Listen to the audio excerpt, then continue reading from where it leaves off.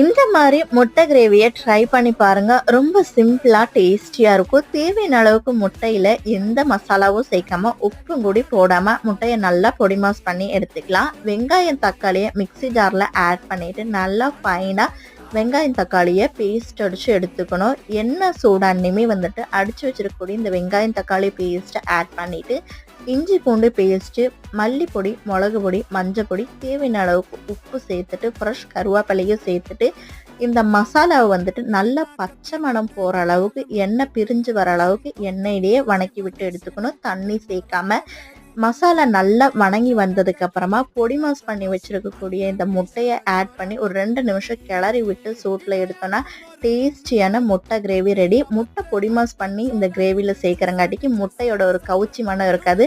கண்டிப்பாக ட்ரை பண்ணி பாருங்கள். ரொம்ப டேஸ்டியாக இருக்கும். இந்த மாதிரி மோர் வீடியோஸ்க்கு நம்மளோட சேனலை சப்ஸ்கிரைப் பண்ணிக்கங்க. தேங்க்ஸ்.